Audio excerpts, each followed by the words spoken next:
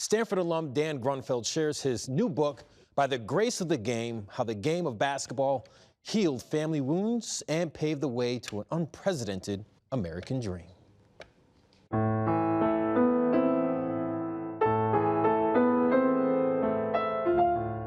There were some questions I asked my grandmother when she said, I don't want to tell you this because it's upsetting, but if you want me to, I will. And she always did.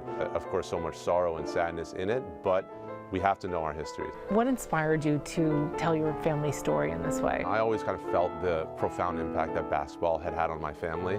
Growing up knowing that my grandparents were Holocaust survivors, my dad came to the United States as an immigrant, didn't speak the language, had never touched a basketball, and probably became a basketball star. When Dan's father, Ernie Grunfeld, escaped to America with his parents, he was struggling to acclimate while also dealing with family tragedy.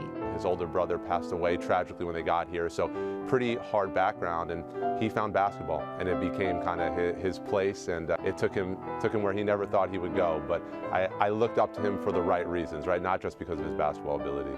Ernie Grunfeld went on to have a successful career in the NBA, both as a player and an executive. He also won an Olympic gold medal. I'd say the thing about my dad that's most impressive is how he is as a father, right? Because he's an amazing dad, and that's what's most important. And he happens to have been a basketball star. You've had your own basketball career, playing at Stanford and then professionally. Funny story about your grandmother needing to give you permission. I write in my book, I'm likely the only professional basketball player who had to call his grandmother to ask permission to sign his first contract, because I had a great opportunity to start my professional career in Germany.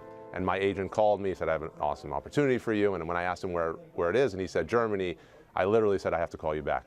And I called my grandmother and I told her, and I just said to her, like, I want to, check in and see how you feel about that. And she said, sons are not responsible for the sins of their fathers, right? She said, you should go to Germany, you should play basketball, learn the culture.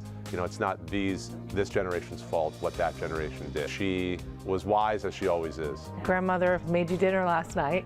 My grandmother turned 100 years old in June. My dad had this incredible basketball success, and I had some success, but my grandmother's the star of our story, the star of our family. She cooked me food, which I brought on the plane, and when I got to LA, I ate it in the hotel room. So I couldn't have asked for anything more.